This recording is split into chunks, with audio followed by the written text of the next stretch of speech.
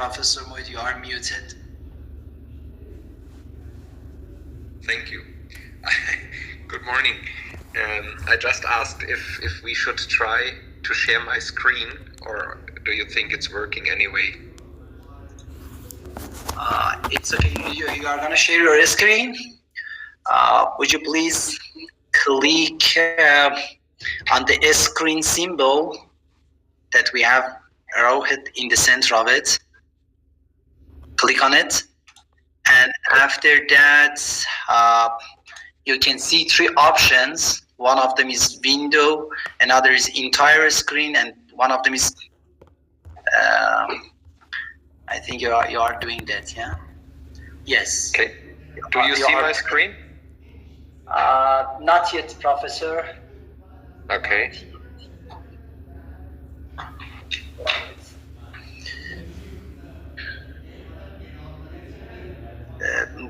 Karash, would you please check this technical issue? شما باید unshare بشی. Yeah. Professor, try it again.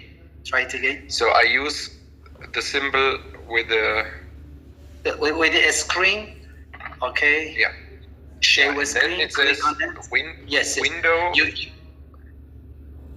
You have three options: Chrome tab, window, and entire screen. Yeah. Yeah. And I should use just the window. Just the window. Or the whole screen. Entire screen is better because you can it has more options. Okay. Because in the window option you just can share one window that is open in your computer. Now it says presentation is about to be started. Do you find it? It's doing something. Let me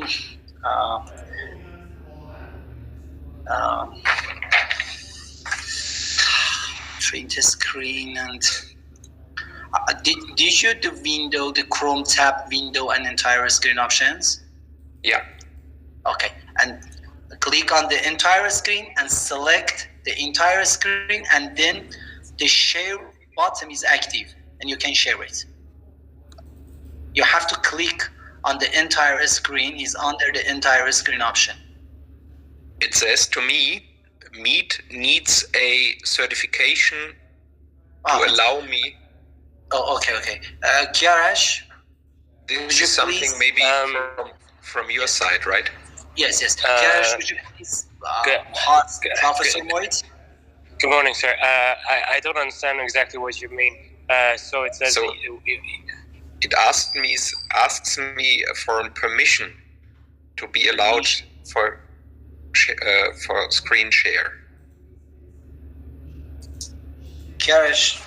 Okay, so I added you, Professor, as a meeting co-host. So maybe now, if you try again, it should hypothetically work. If you would. It's working, Professor. It's okay. It's okay. Great. Yeah. Can you see my screen now? Yes. We have it, Professor. We have it. And is it also forwarding? Yes. It is. Okay. Oh, this was an important step. Thanks for your effort. Professor Meuth, how the duration of presentation is about? We have 90 minutes this webinar, and how much time do you need for presentation? And we can divide it, one part for presentation and another for Q&A. Yes. So I have approximately 60 slides, and it will take me maybe 45 to 60 minutes for the presentation, and then 45 to 30. Yeah. It's gonna be perfect. So let me introduce yourself, Professor, and some points before you get started. Okay? Yes, please. Okay. Thank you very much. A very warm welcome to our webinar. I am Sajad Sahab-Negah, coming to you from Tehran, the capital of Iran, at Multiple Sclerosis Research Center at Tehran University of Medical Sciences. And I will be your host today with the great privilege of guiding you through the next 90 minutes. So let's, before we begin, let's cover a few quick housekeeping items. Please use chat panel to submit your question through the webinar. We will have a dedicated Q&A session at the end, and we are recording this session. Don't worry, everyone. You will receive a link and via email within 48 hours. So if you experience any audio issues, please try logging out and then back in. And if you have been struggling with another part, check your device's sound settings. Well, let's get started with the person we are all here for. Dear audience, students, scientists, clinicians, it's my great pleasure to introduce Professor Sven Meuth, Director of the Neurology Department at University Düsseldorf. Professor Meuth has published more than 700 publications in highly prestigious journals, and I think over more than 12,000 citations, and some of them is breakthrough articles. So Professor Meuth earned the highest awards in German neurology, including the prestigious Heinrich Bethel Prize. Professor Meuth has eliminated the immune nervous system interface in MS. His discoveries on ion channels in immune cells, neuroimmune trafficking, and plasma kallikrein pathways have directly influenced clinical trial design and patient care. What truly sets him apart is his ability to move seamlessly from molecular mechanisms to multi-center trial, from academia to industry partnership, and from the lab bench to the bedsides. I do emphasize one point. Professor Meuth is one of the greatest pioneers in mentoring and training the next generation and sharing insight, and you will see today. Please join me in giving a very warm virtual welcome to Professor Meuth. Professor Meuth, the floor is entirely yours. Thank you so much for this nice introduction. It was always a pleasure working with you, and it's also my honor to have you as my host today. And as you might remember, especially when I visited your country with my family, with my wife and my daughters, so I think we have meanwhile a longer tradition, and I'm really happy that after now, I think 2 or 3 years, we have a chance to follow up on our conversation by this webinar. I was asked to speak about innovation and transformation and the new era of MS research, and I'm really happy to do so, and I would like to start with my disclosures. And as you can see, and it was also mentioned in the introduction, I think we all need a close collaboration between the academia with science, but also with industrial partners, because I think in our environment, in our academic institutions, we can come up with a new mechanism, with a new druggable target, but normally we are not able to conduct a clinical trial out of academia for money reasons. And this is why I think we should always search for potential collaborations also with the pharmaceutical industries, because this helps to support projects, but sometimes also to support people to start their career. And I think this is very important, and I will come up with some examples. So the agenda for today is divided, or the presentation is divided into 5 parts. I want to start with some aspects of translational research in MS, and This is based on a book I had the opportunity to be an editor on, working with a number of great authors. I would then show some link between clinical data and preclinical work. I want to talk about international collaborations and career development, and I would also like to give you some examples from my own career, because I think sometimes career development is not a very planned process. Sometimes it also comes to chances and to decisions where you have to just follow your gut feeling if you are going for A or B, and then to see what the outcome is. I was also asked to talk a little bit about artificial intelligence in research and publishing. And finally, I would like to mention some emerging trends in MS research. And I hope with these topics, we then have a fruitful basis for the Q&A session. So this was the book I'm going to talk about, Translational Methods for Multiple Sclerosis Research. I was one of the editors together with my colleague, Sergio Croppa, and a lot of people contributed to this book. So internationally recognized researchers. And I just wanted to give you some examples out from this book, how an entry into scientific research can work, especially also for young people, because it's easy for me now to talk about my career with a lot of co-workers, with a whole clinic and a whole lab infrastructure. But we also should discuss the question, if someone of you wants to get started, how is this possible? And when we talk about the pathophysiology of multiple sclerosis, and this was a review article from 2022 published in Nature Reviews Drug Discovery, we summarized that everything starts, and I use a laser pointer now. Let me see if it's working. So everything, can you see the pointer?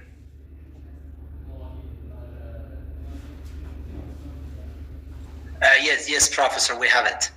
Okay, good. So in the periphery, in this example, in the lymph node, we know that antigen-presenting cells, professional antigen-presenting cells, present an antigen in the MHC context to a T cell with its T cell receptor. This is the initial step in autoimmunity, the so-called immunological synapse.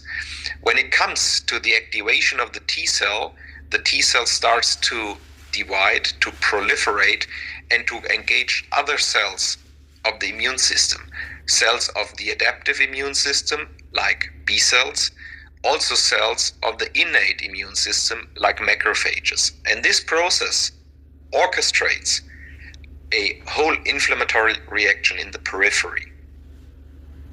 In a second step, these activated immune cells, these dividing immune cells, have to cross the blood-brain barrier, go via the blood flow over the blood-brain barrier within or into the central nervous system, so the target tissue.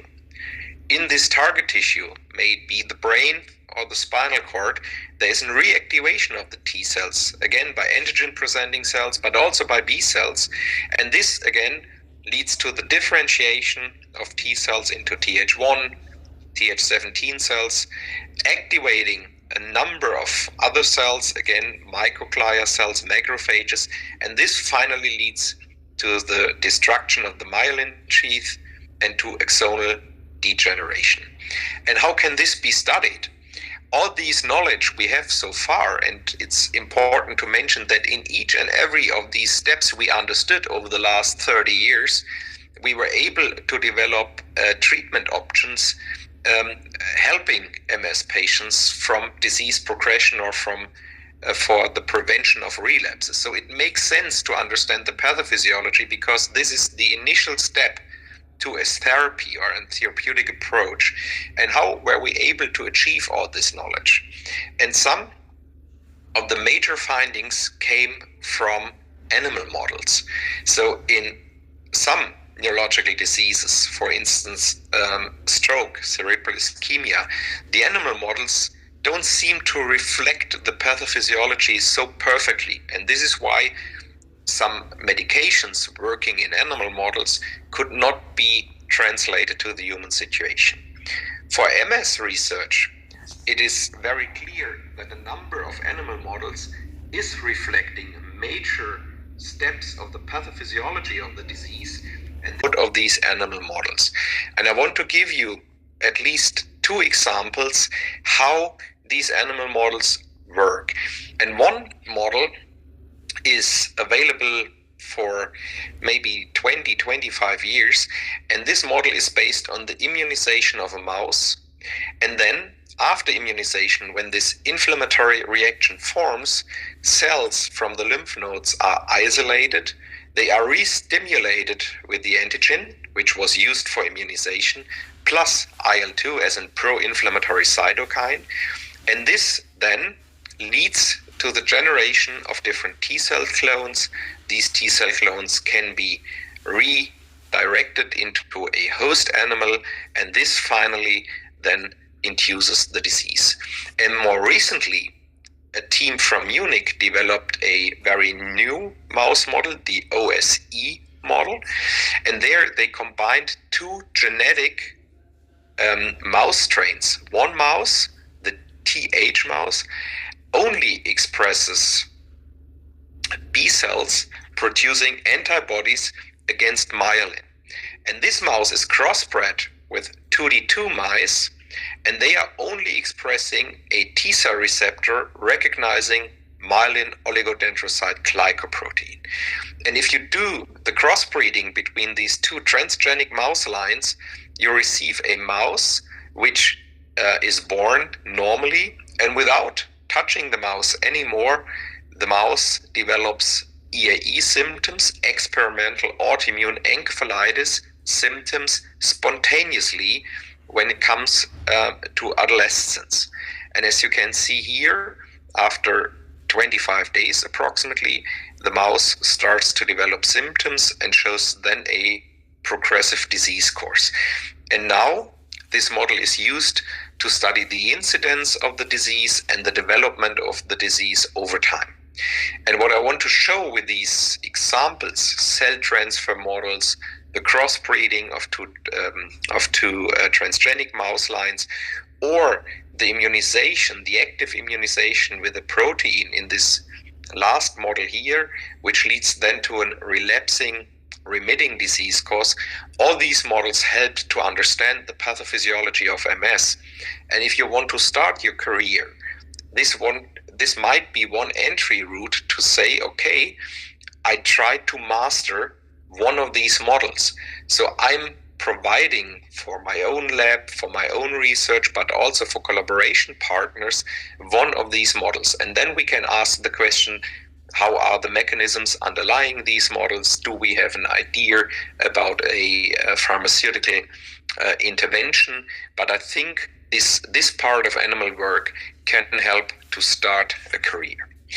If you are more interested in the human part of the disease, you might start your career by collecting patient data. So whenever you treat patients, you have the patient's history, you have the examination, the neurological examination and the data from this examination, and you have the imaging results. As an example here, for instance, the FLAIR images as a sign of demyelination. So if you start to build up a cohort or a specific cohort of MS patients, this might also be a very nice entry route into a scientific career. For instance, years ago, a group in Spain started to collect so-called CIS patients, clinically isolated syndrome patients. So patients in a status before they start to develop multiple sclerosis. And they were collected now over 20 years. And people can ask the questions, do we have predictive markers which help us to identify more severe disease courses versus milder disease courses?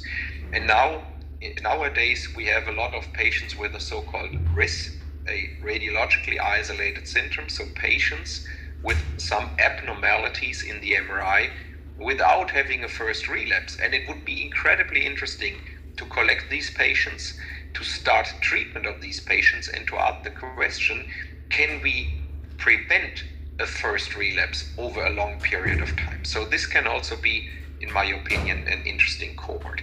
And if available in your institution, there are some modern technologies based on MRI images like tractography, which is shown here, where computer scientists are able to really show differences in functional systems in the brains of MS patients. And this is an example of work from my group some years ago, where people used measurements of the cortical area and the cortical thickness to get an idea which areas in the brain are more prone to inflammatory reactions and degeneration in MS patients compared to other regions and to other control cohorts. So this was a way to stratify gray matter affection in multiple sclerosis. If you are interested in these technologies, it's important to note that even with the MRI technologies, in this case DTI, diffusion tensor imaging measures, can help via MRI to understand microstructural changes in the tissue, because due to myelin damage, the storage capacity of water molecules around the axons is disturbed, and this finally leads to differences in water diffusion in the MRI pictures. And so we can conclude from the MRI what kind of microstructural changes are ongoing in a patient. However, if you want to found your career based on MRI scans, you have to make sure that in your group, in your hospital, the MRI capacities are available.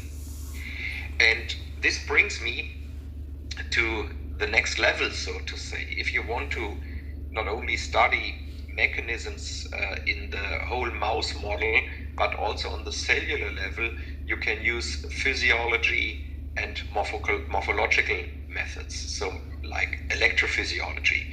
With an example, or electrophysiology is, in my opinion, an example where you don't need a lot of research money, because electrophysiology is a pretty cheap method, and this is something I personally started my career with, because then you have a chance to describe changes in molecular structures like ion channels, the activity of ion channels, for example, in glia cells or neurons.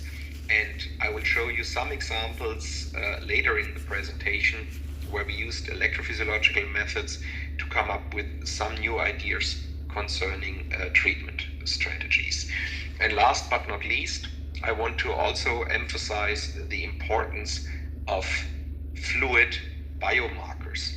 So we can use the blood or the CSF from patients suffering from multiple sclerosis. And for instance, there are now kits available for neurofilament light chain as a marker of axonal degeneration, or GFAP, a protein biomarker derived from astrocytes, to get an idea which patients are prone to neuroaxonal damage or to astrogliosis. And so I think in your country you have a significantly higher amount, for instance, of patients suffering from neuromyelitis optica spectrum disorder, and there are so many unanswered questions.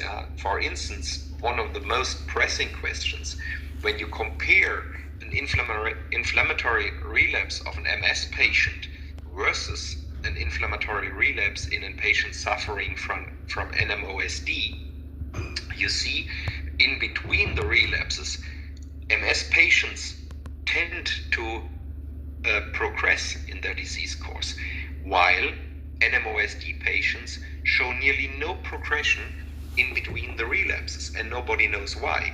And so, let's say, a stratified evaluation of these biomarkers, again indicating neuroaxonal degeneration would help to understand what happens in NMOSD in between relapses versus MS in between the relapses. And in my country, in Germany, for instance, the number of NMOSD patients is so much lower compared to your country that I think you might be able to answer it based on the amount of patients you have in Iran. So when it comes to the translational approach, this is an example also from my group where we started with cellular electrophysiology. So here we are using brain slices from animal models suffering from EAE, the MS model as introduced before, and we really see there is overexcitation in these slices due to inflammation. You can see the action potential generation of a single thalamocortical neuron under control conditions with the number of action potentials here, and you can see what happens if a neuron gets a inflammatory hit and starts to remyelinate for 7 days, and you see here that the number of action potentials is increasing. So this is the hyper excitability following an inflammatory relapse. And this can be then translated to a whole brain area where we used also in collaboration with Ali Gorgi, you might know him.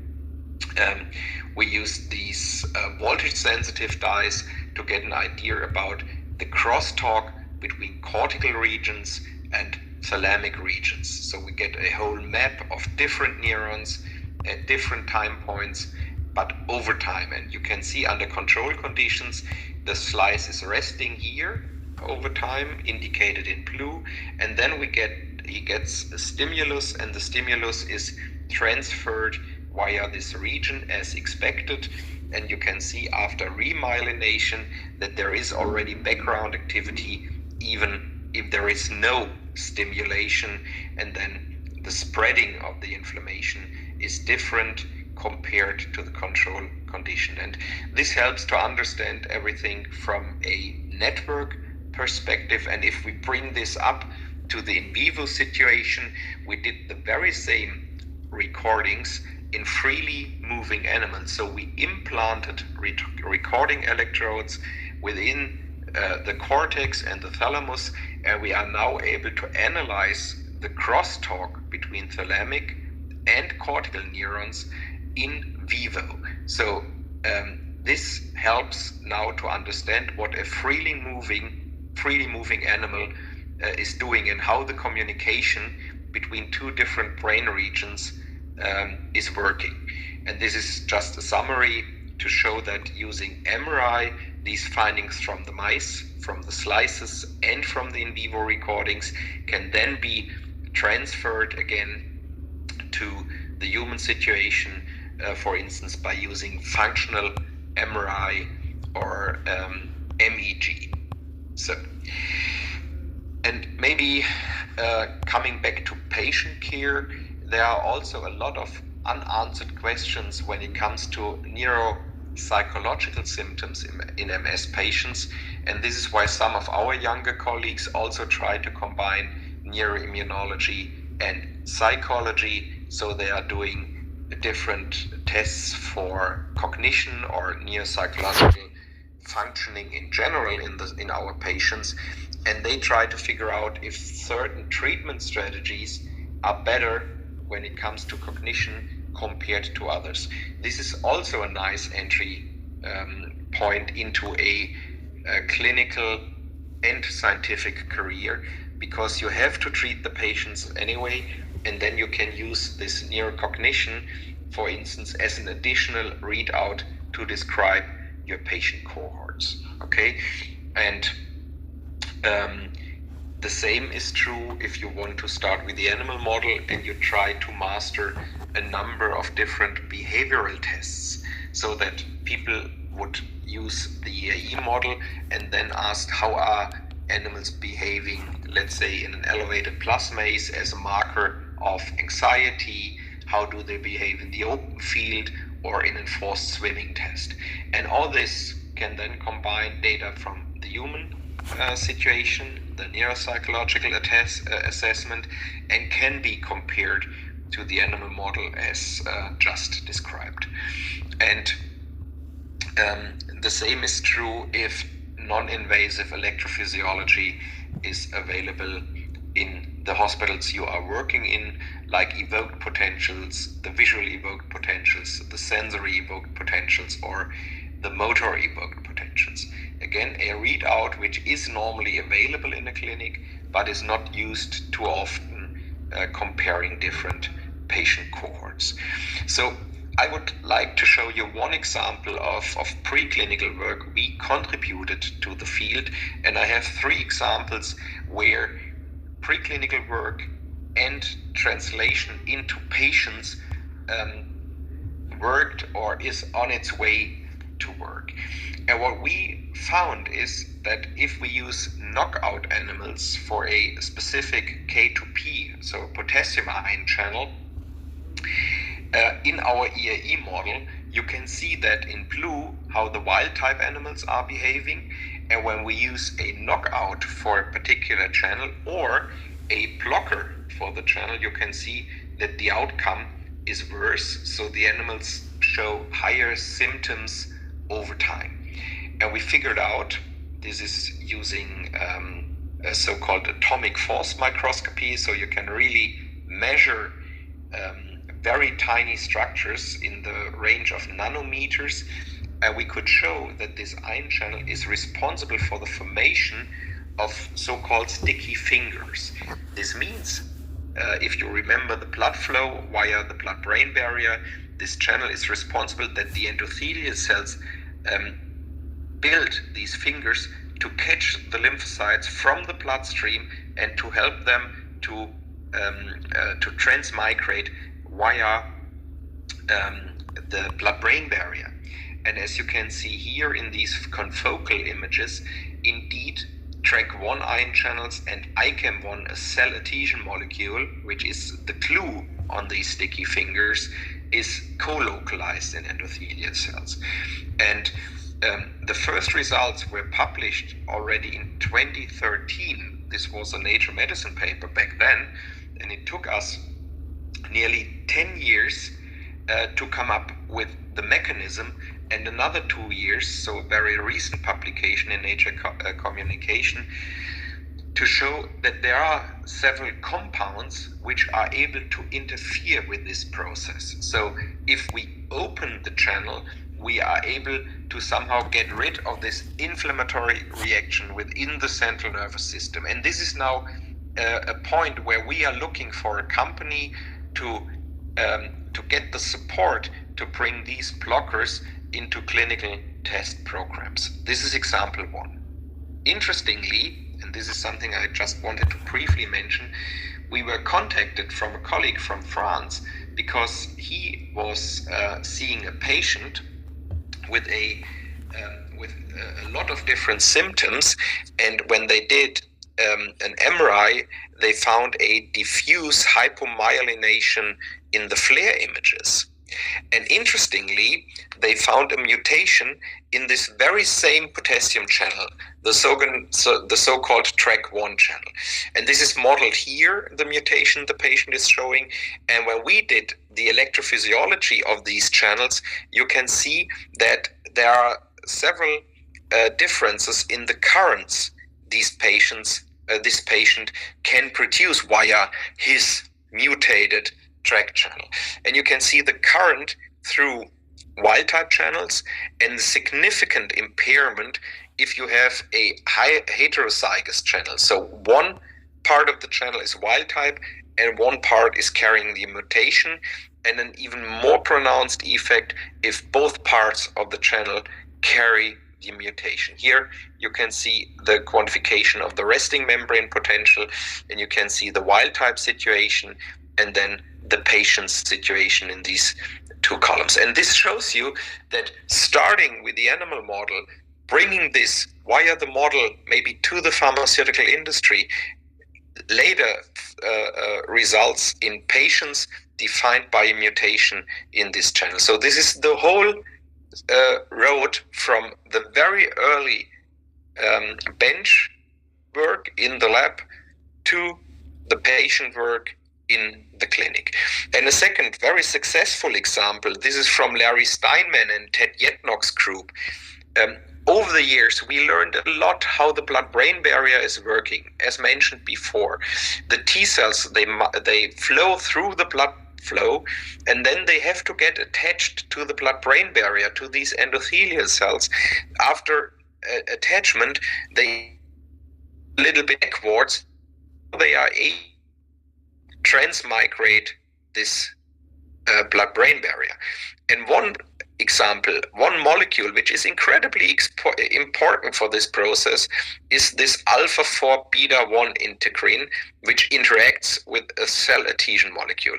And the group by Larry and Ted Yetnock, they figured out, and this was already a Nature paper in 1992, that if you use an antibody against this alpha-4 beta-1 integrin, you can prevent the entry of these inflammatory T cells under control conditions in the treated animals. Okay, you can somehow seal the blood-brain barrier, and this finally led to the development of natalizumab. I think some of you are using it in the clinic.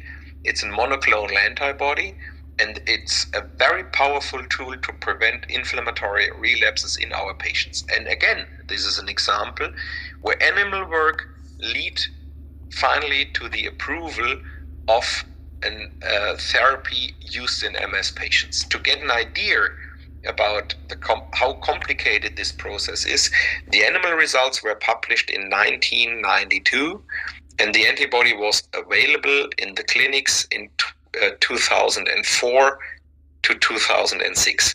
So again, it's approximately 10 to 15 years from the results in the animals to the availability of a treatment strategy in the clinic. And last but not least, one example from my group, again, where we used animal models and material from patients, from humans, and we described the function of a particular ion channel. And you might see here this electron microscopy image. This is from a mouse optical nerve, and in green you see the myelin, and this part here shows the knot of Ranvier. And if you enlarge this part, you can see the black dots, and these black dots resemble a particular type of ion channel. So each dot is a single ion channel. So the resolution is really great. And in physiological conditions, we could figure out that when an axon is working, it normally gets a certain load of potassium ions inside the axon. And these ion channels are important to release the potassium out of the axon in the intracellular fluid. And from here, the potassium ions are going back into oligodendrocytes and astrocytes. When it comes to demyelination and inflammation, there is even a higher load of potassium in these axons, which leads to a physiological mechanism. The neuron starts to overexpress these channels to get rid of more potassium. However, over the years, this mechanism, this compensation mechanism, is somehow reduced or exhausted, so that it's not working. Exactly the point in time where this relapsing remitting disease course somehow develops into a secondary progressive disease course. And interestingly enough, there are now newer agents available which can support this mechanism by keeping this potassium channel activated over the time. And we now believe that we should introduce this mechanism as a valid treatment option to prevent disease progression in multiple sclerosis, and this was published in JCI. However, when it comes to career development, I also want to say that it's important to have your family as your support. And as mentioned before, I had the opportunity to visit Iran, especially Mashhad, with my wife. She's an ENT doctor, and my two daughters, they are now 17 and 15 years old, Elizabeth and Katharina. And what I want to show with this slide here is that in my career, not everything was planned very detailed and accordingly. When I went to med school, this guy here, an anatomist, offered me a MD work. However, I finally decided to do it with this guy here, Hans Christian Pape, a physiologist. In my clinical education, I wanted to meet Matthias Beer and finally ended up to work together with Heinz Windel. When I did my postdoc time, I planned for Boston, and finally the group moved from Boston to Dallas in Texas. So I planned to go to Boston. I finally ended up in Texas, which was really important and a very good time.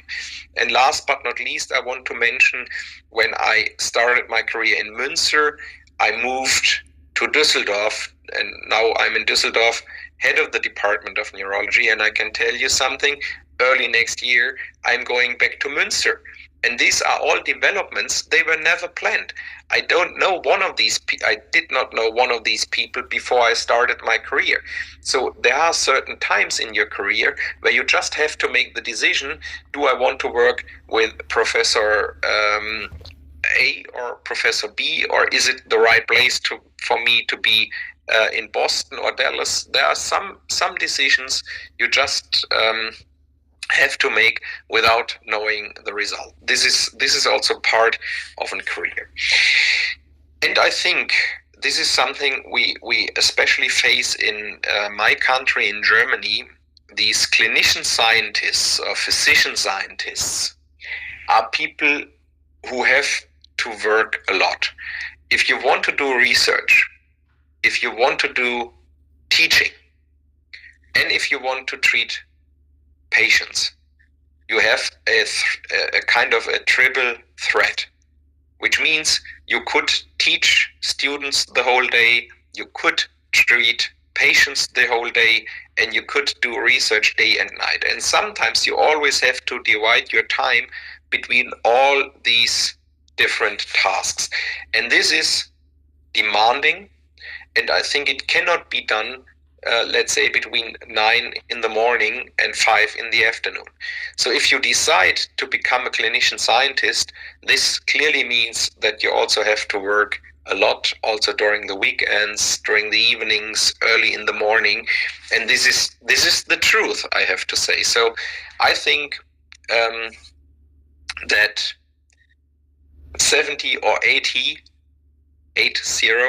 working hours per week are pretty normal for a clinician scientist.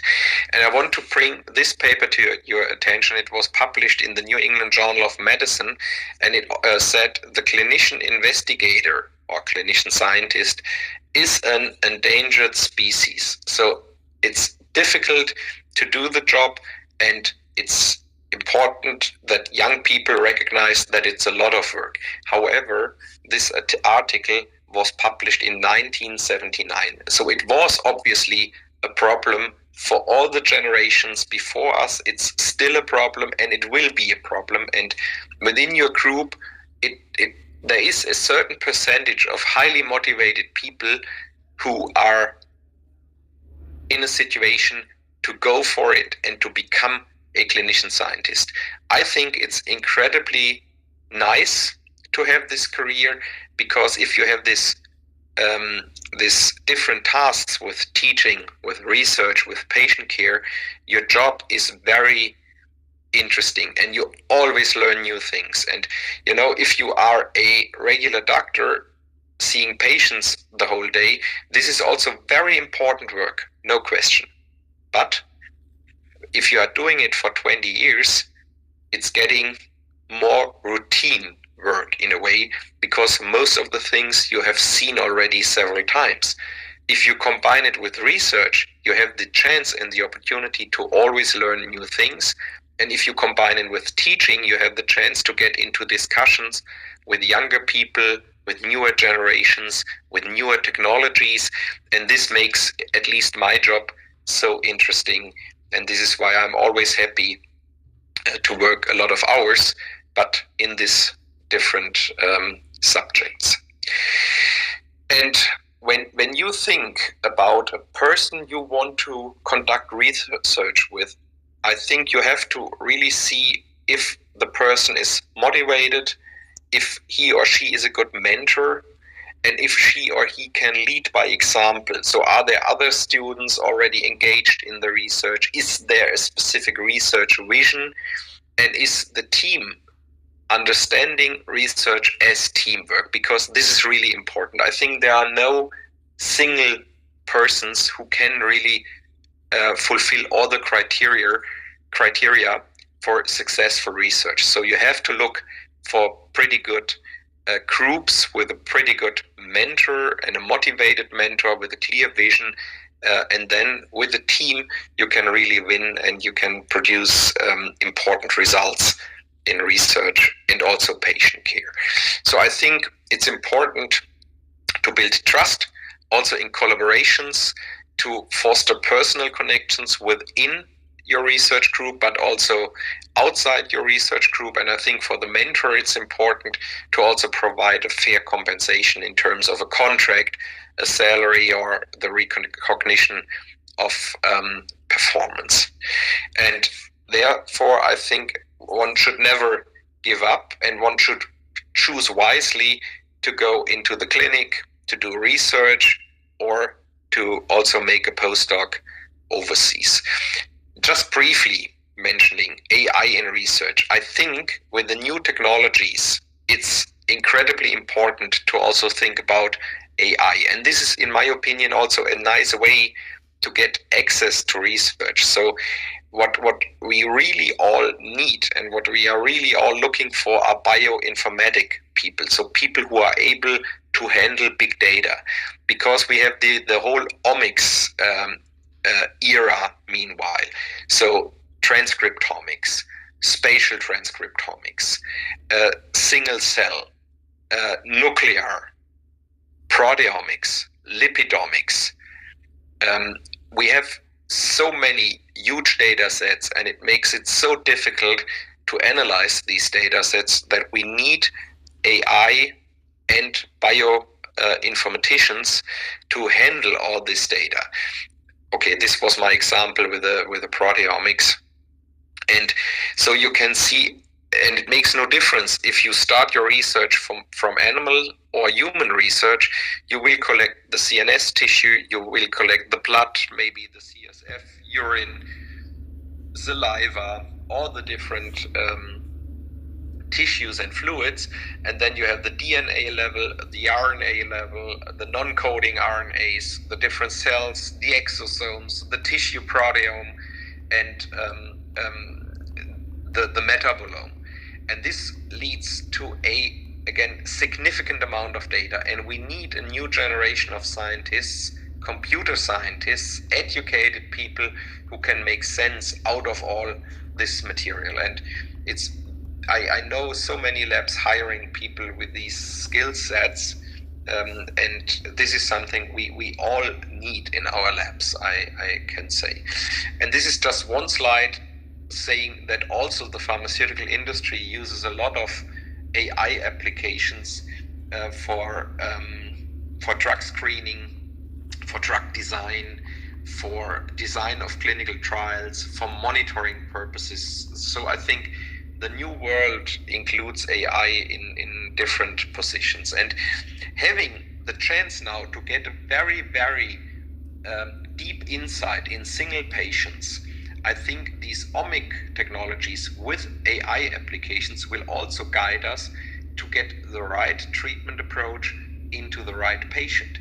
Because if you imagine you have a trial where you compare 1,000 people with drug A versus placebo or versus drug B, and you get an effect of 50%. Let's say it's a cohort of MS patients demonstrating 50% of annualized relapse reduction. Then it's pretty clear there will be patients responding for 100%, so not a single relapse anymore. But there will also be patients within this cohort not responding to the therapy at all. So you have one patient, a full responder, one patient, a non-responder, and this finally leads to the trial result of 50% reduction, right? And it would be much better in the future to say, okay, I can characterize these patients much more in detail due to proteomics, immunomics, transcriptomics, and so on. And this is why we now learn that patients with a certain metabolome, with a certain proteome, are the perfect responders. And so I think we will come from a more group-wise analysis to a more individualized analysis and therapy. And this is also depicted here. So bringing together the multi-omics profile of a patient and the healthcare analytics, so the patient report, the clinical evaluation. This then leads to data integration and finally to personalized medicine. And also in patient care, I have the feeling that the role of a physician is changing over time.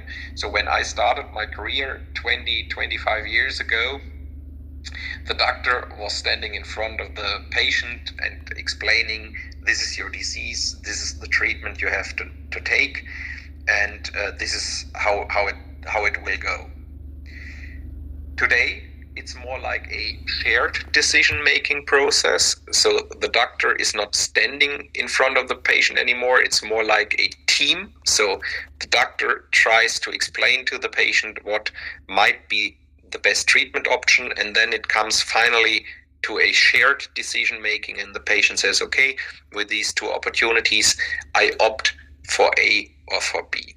And I think in the future, it will be an AI tool coming up with several treatment opportunities, and the doctor is maybe the person explaining these treatment opportunities analyzed by an AI to the patient. So this might be a future situation, and even better if you are educated in a way that you can really understand how the algorithm is working and how the data integration happens, because then you are a perfect support for the patient. I mean, we all don't like Dr. Google when patients just, enter some symptoms and come up with an idea. However, the more data we are collecting from a single patient, the more we need the support of machines, of artificial intelligence to translate these results to our patients. And now, in the final few minutes, I want to discuss a little bit emerging trends in MS research. And I think in the whole disease course of a patient, we have so many important and unanswered questions. Over the last years, with the introduction of MRIs, with the introduction of the McDonald criteria, we always had the goal to diagnose the disease as early as possible, because we know that the window of opportunity lies in the early stages. So if you have, for instance, a child suffering from MS, the immunomodulatory therapies are working much better compared to patients aged 50, 55, or 60 years. And so coming up with the idea to already find, let's say, disease stages before it comes to a clinical problem, as mentioned, this radiologically isolated syndrome would be very helpful, because then you get the patient early in the disease course in a very healthy state, and you can prevent the deterioration to a secondary progression or disease worsening in general.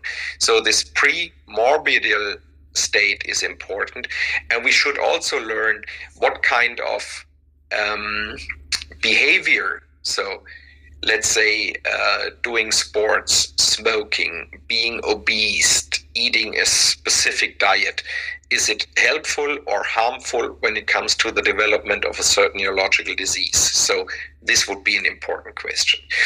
Some of you might have followed up on the EBV story, so Epstein-Barr virus. So there was a large cohort from the US showing that before MS starts, patients are infected by EBV.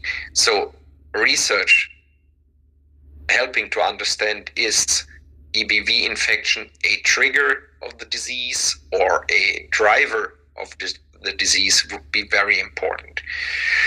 If we start treatment cohorts prior to the first clinical event or directly with the first clinical event with different treatment strategies would help to understand which patients are perfect responders for a certain medication. You know? When it then comes to the clinical stage, I think understanding disease progression and interfering with disease progression is incredibly important. And later in the disease course, it's also important to conduct trials. When can we stop treatment? So earlier in my career, it was very clear we start as early as possible, for instance, with interferon or clatiramer acetate. However, there is nearly no data when to stop treatment. And as I mentioned before, it's so hard to treat patients over 55 years of age. So, but we lack trials when should we stop a medication and how should we monitor patients after cessation of a drug. And another, in my opinion, very important aspect, and this is something we learned over the last maybe 5 years, is that multiple sclerosis comes with a number of comorbidities. There are sometimes comorbidities in terms of other autoimmune diseases like psoriasis, like type 1 diabetes, or inflammatory bowel diseases. And there are some diseases like stroke, cardiovascular disease, or myocardial infarction, which happens more often in patients with MS compared to controls without multiple sclerosis.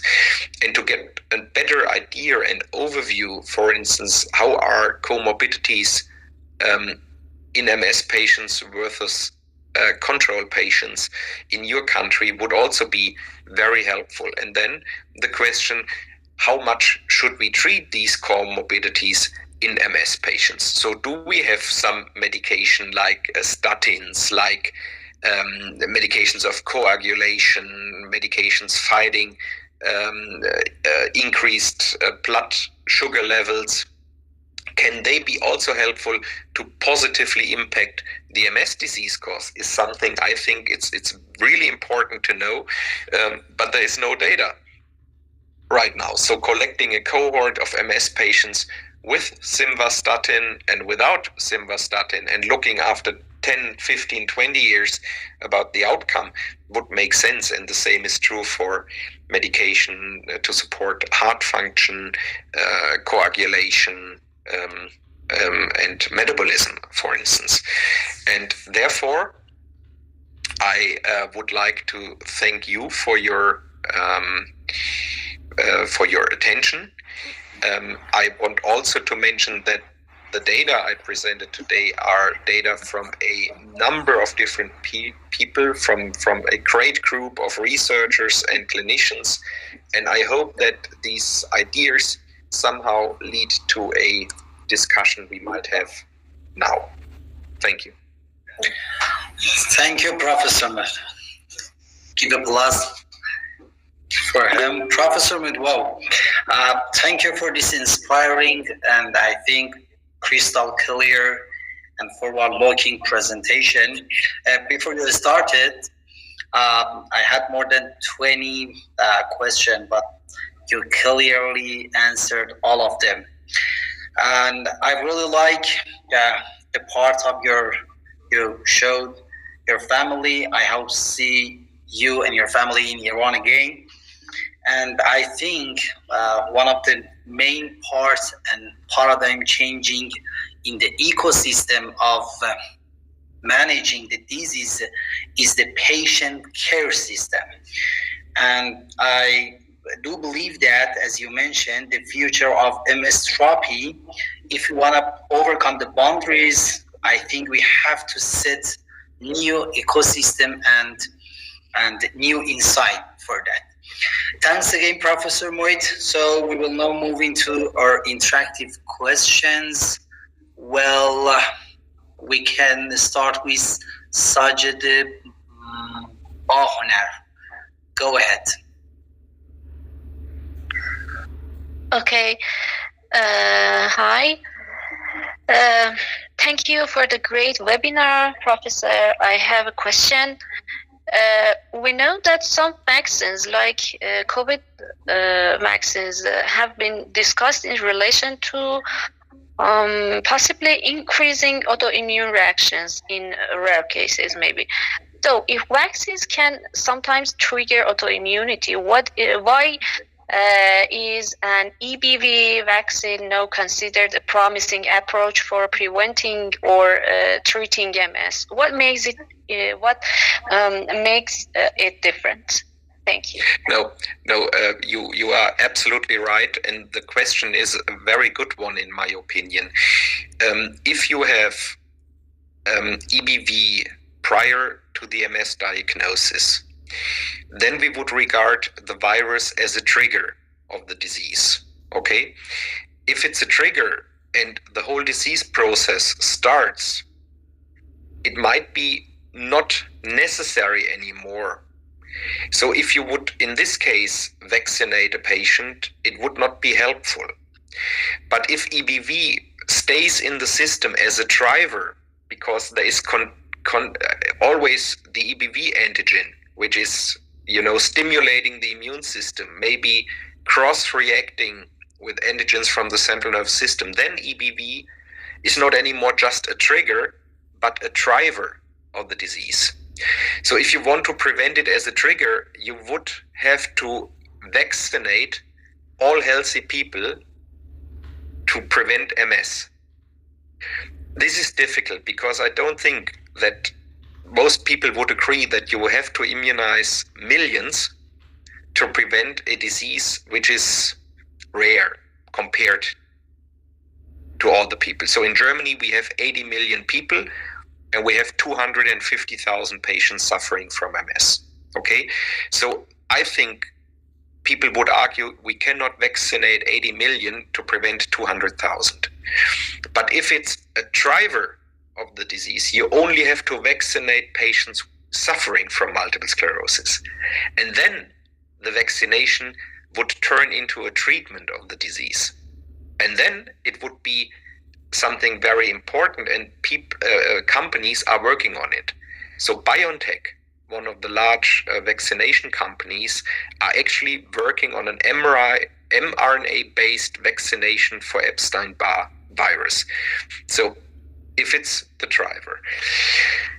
You mentioned that sometimes vaccinations also trigger a relapse in multiple sclerosis. That's true, because with the vaccination, you introduce a foreign antigen to the system, which then leads to an overshoot, to an overreaction of the immune system. And this sometimes indeed leads to an MS relapse or also to a Guillain-Barré syndrome or a ADEM as side effects of the inflammation. However, if you compare numbers, suffering from the disease, let's say it's an influenza vaccination, suffering from influenza also triggers an MS relapse. And this is why the committee, we in Germany have a committee, it's called the Robert Koch Institute. They are always looking for data balancing if vaccination is of more benefit or harmful to patients. And they recommend nearly all the vaccinations except of yellow fever as an active immunization for MS patients. Okay, thank you.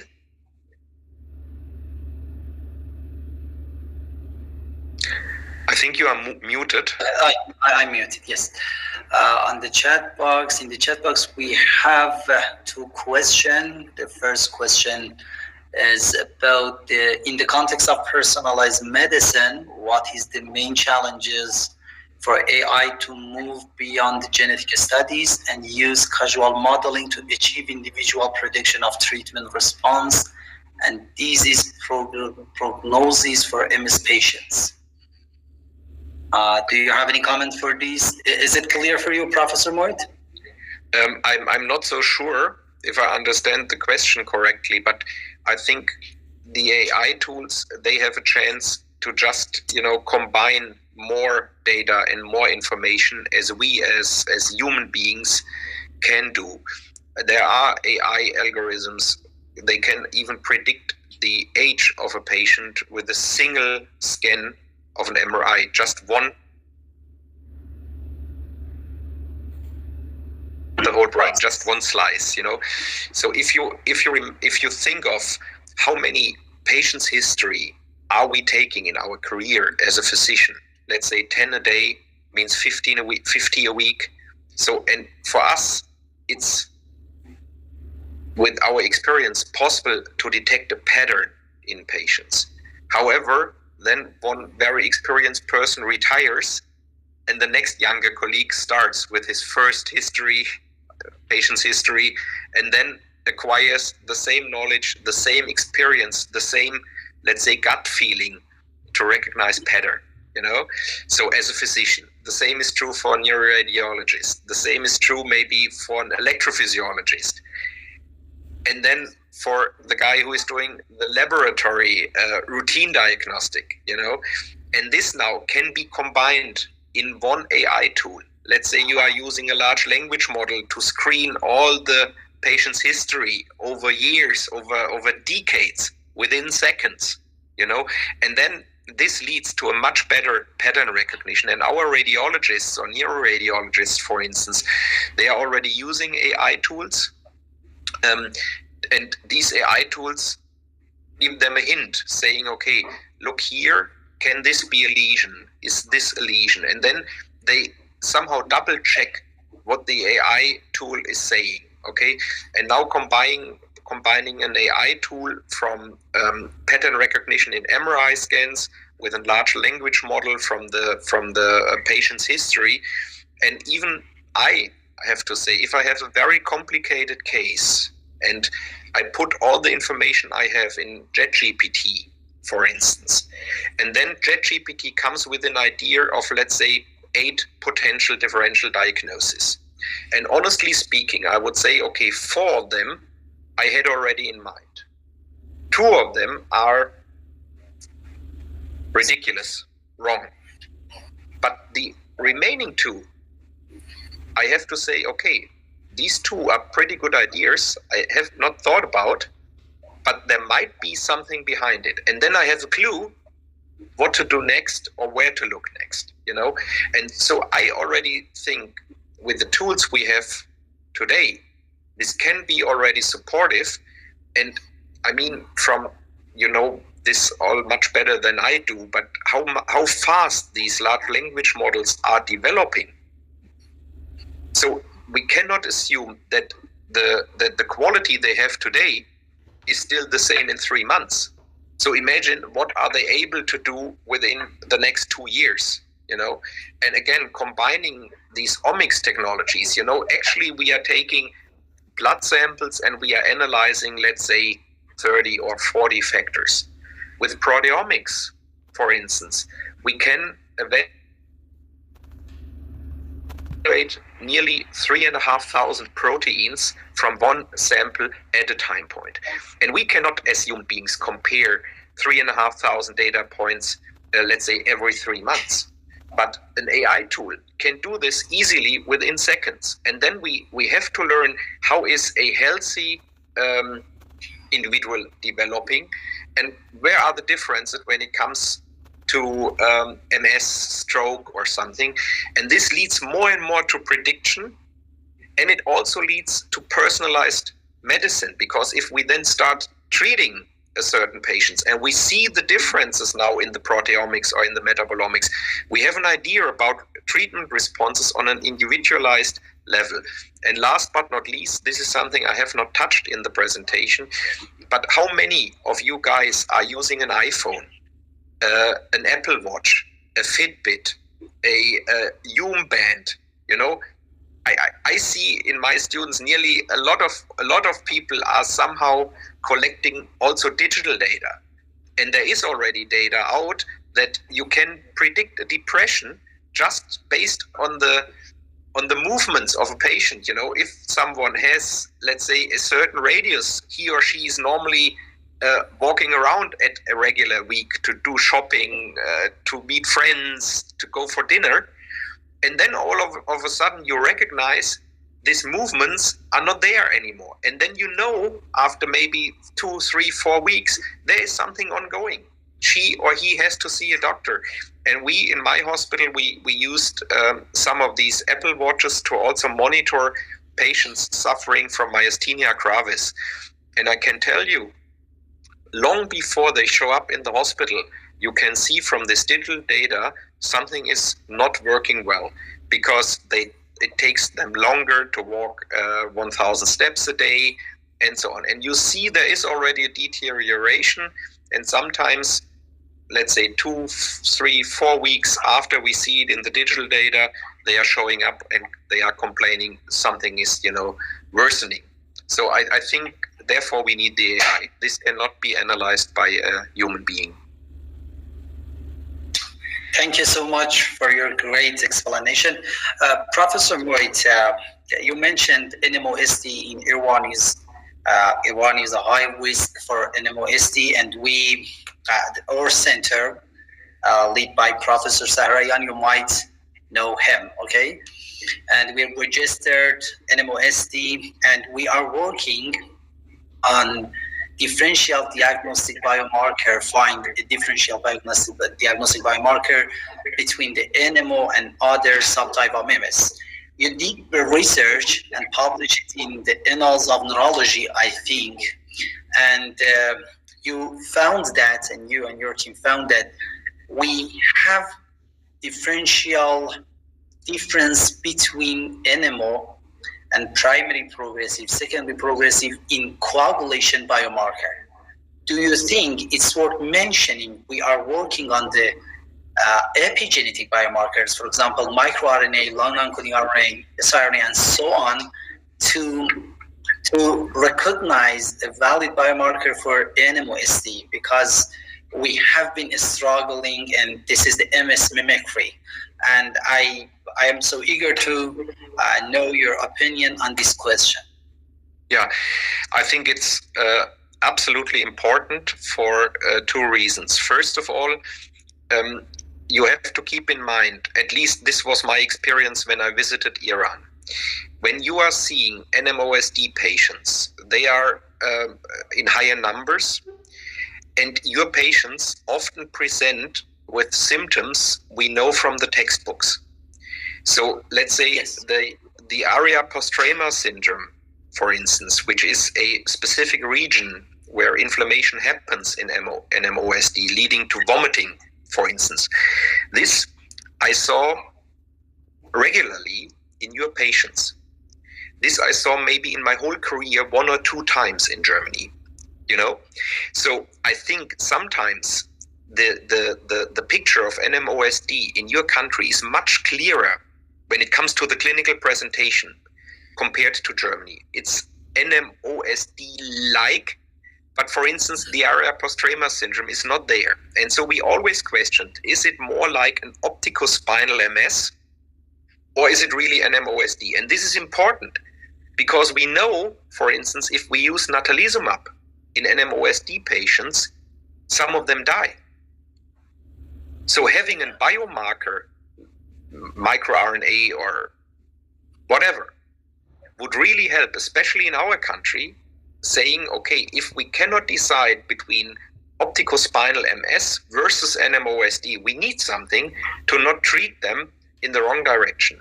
And I would assume if you see these full-blown NMOSD patients, it's much easier to find the biomarker because they really show the whole pathophysiology. And this is an advantage, I think, from your patient cohort to patient cohorts in Europe. Yeah. So I would really support the idea, especially in your patient cohort, to look for biomarkers. Absolutely. It's going to be awesome. I will share with you some details for this cohort that we have started last year.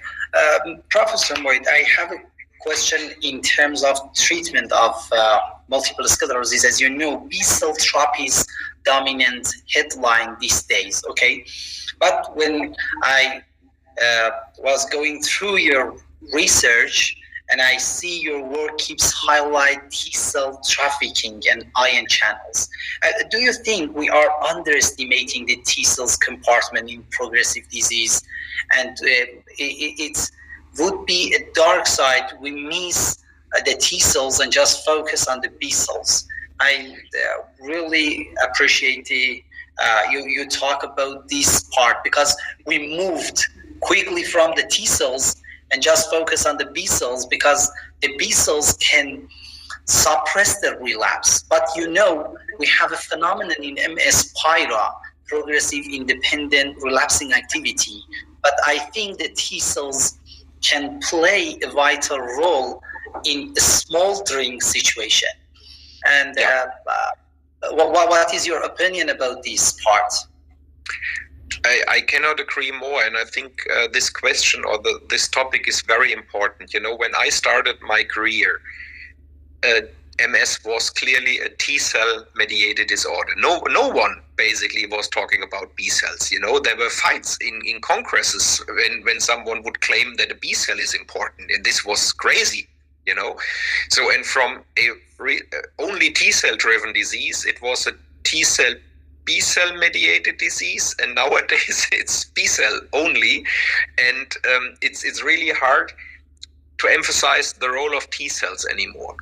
I think the B-cells are important when it comes to disease progression. In one of my slides, I had a scheme also of this lymph follicle-like structures. So I think in the brain, you need a reactivation of immune cells, and this has to be done by antigen-presenting cells. And there are these professional antigen-presenting cells, but there are also B cells in the brain, and B cells can present antigens. And this is why people now, after these monoclonal antibodies, ocrelizumab, ofatumumab, or plituximab, are now also thinking about CAR T cells directed against B cells. There was a recent Cell paper from colleagues from China, and they show that even in disease progression, CAR T cells against B cells can stop progression or even lead to an amelioration of the patients. However, there is also new data. There is a new antibody. It's called teplizumab. It's an anti-CD3 antibody, and it's now successfully used in children with type 1 diabetes. So also a T-cell mediated disorder, and if you use it in an early stage, you can prevent the development of type 1 diabetes. And actually, we have now submitted an application if it's we ask if it's not important to use the teplizumab also in early MS to prevent the disease and to prevent disease progression. So the short answer is, I believe that T cells are still important, and they are also important for the disease progression. However, the field looks more like B cells because of this antigen presentation. But you always have to ask the question, if the B cells are presenting antigens, there should be a cell they are presenting the antigen to, right? So it's the T cell still. Thank you so much, Professor Meuth. I have another question. I think this is the last question that I have. We are working on a project, and as you know, the remyelination process is paid attention by researcher, and we have an agent. It's called PIPE 307. It's an M1 antagonist that can increase the remyelination process, because based on Swedish cohorts, they found that we don't have enough maturation in oligodendrocytes, okay? But the remyelination trials keeps failing in phase 2. For your perspective, the main problem, what is that in remyelination process? Because right now, by high efficacy drugs, we can control the relapses. But another important part is that how can we regenerate that disable and damage neuron and axons. But we expect have more speed to find remyelination stage. What do you think about this part? What is the main the bottleneck? For example, target selection, trial duration, finding for new agent. This question can help us to find a new insight for overcoming the demyelination.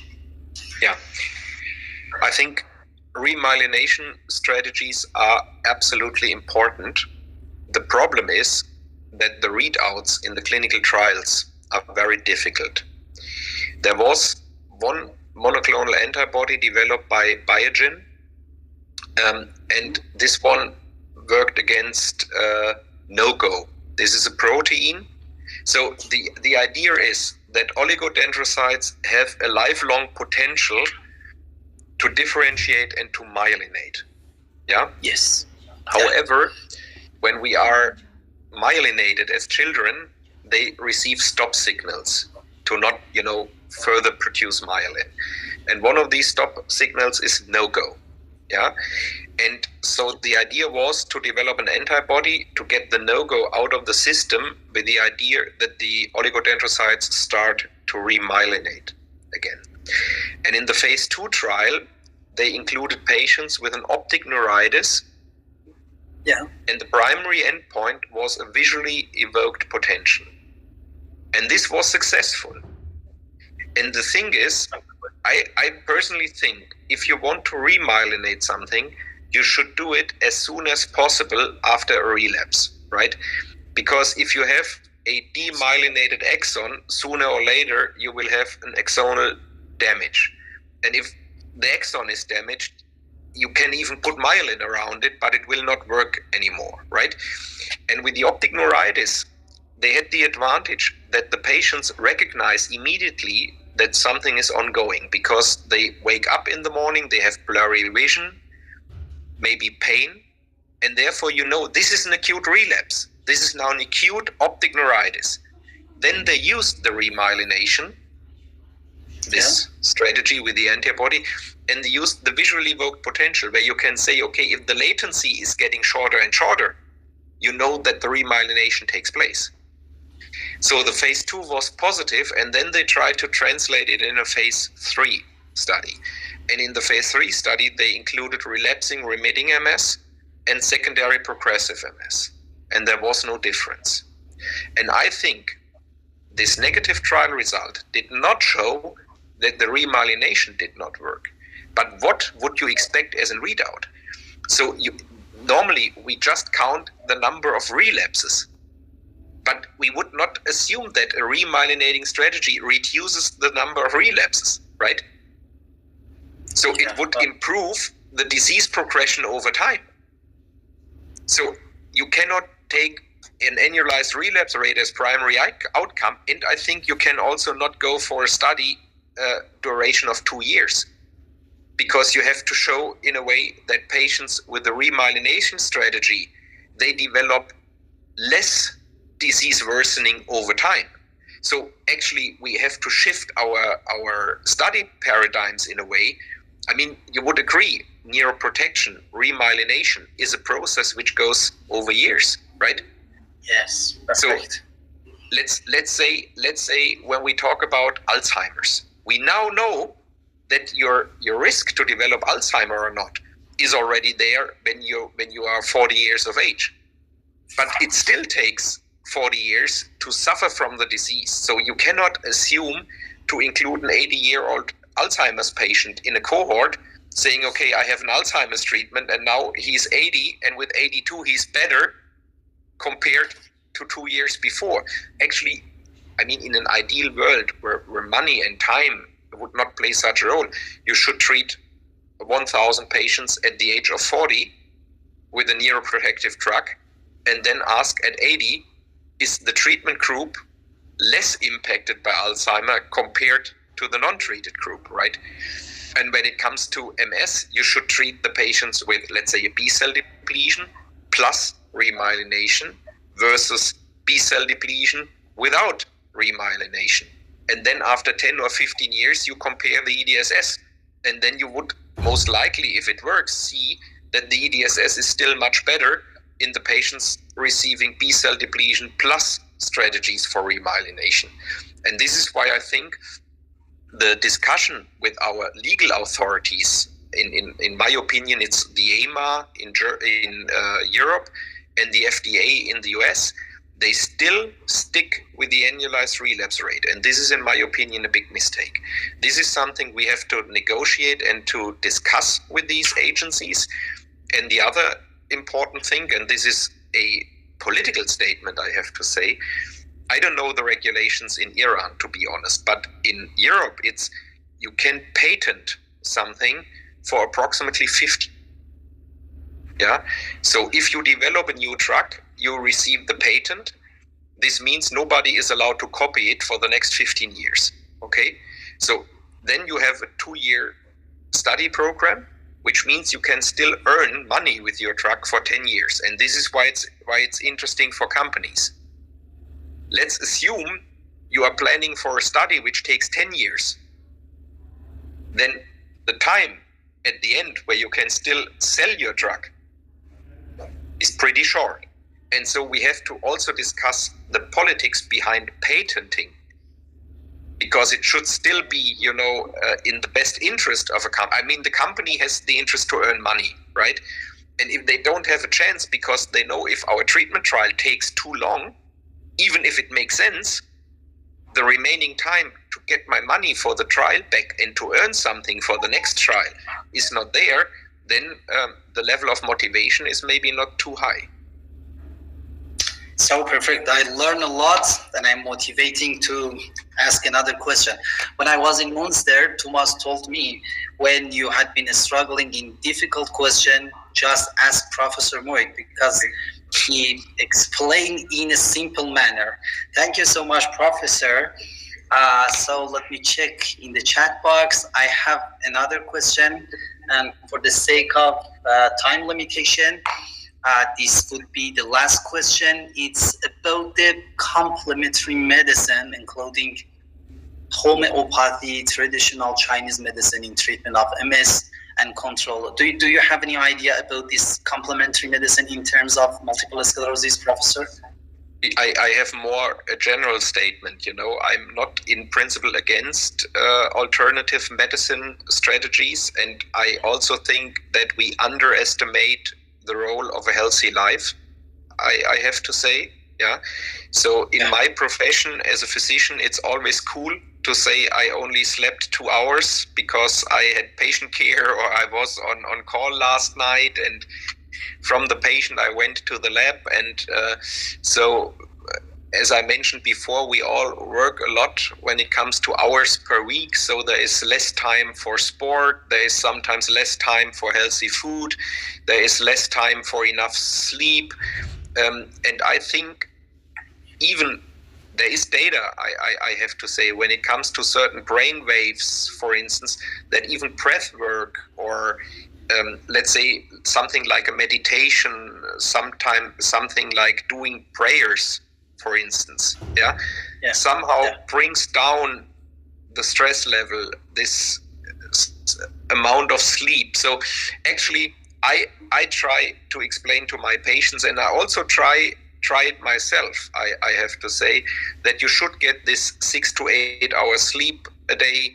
You should have your kind of meditation, prayer, you know what I mean? So getting to yourself a little bit, a more healthy diet and some exercise. So don't take the car, maybe take a bike, or, just walk these 10,000 steps a day. Yeah, and this goes, in my opinion, a little bit in the direction of alternative medicine, sometimes because there are no studies, and there are no requirements for studies. So if someone claims this or that might be good, this is indeed on a single case level maybe true, but we are missing the data. But in general, I would not, I don't want to say that it's for sure not working. Sometimes we need the data, and this can also be a part of research. to say, okay, if we really want to have something in addition, some complementary medicine, then try to find the people, try to form a cohort and show that in this cohort, the treated patients, normally it's not a drug, it's something freely available. And so this can be part of your research, saying, okay, I this is my task in my career as a scientist to convince people that this and that alternative strategy or complementary medicine really helps, and then come out with the data, and then it's fine. I mean, whatever works, I mean, we would like to take for our patients. I have been struggling with complementary medicine too, because there is no solid evidence and we don't have enough long-term or longitudinal study to follow the primary and secondary effects, and we have sometimes just case report and case trees, and it's not enough to be a valid evidence to use in guidelines. Professor Meuth, on behalf of every single person watching today, Dankeschön for this extraordinary gift of time and insight. I really appreciate you. Thank you for the science, the inspiration, and especially for generous career wisdom you shared in the last minutes. I think many young researcher and many clinician is here, and this is the best part. You talked about your career, how connect clinical part to the basic part, and usually I exemplify you in our class with my students because you can connect and fill the gap between the clinic and basic. I think it's the main issue that you did it, and it's great job. Thank you, Professor, for taking time. Thank you for having me. Pleasure to have you. I hope see you again, and I hope see you in Iran in person, and I hope so visit Germany again. Thank you so much. Yeah, let's keep in touch. Yeah, thank you for hosting me. Have a great day all together. Bye-bye. Bye-bye. Have a great time.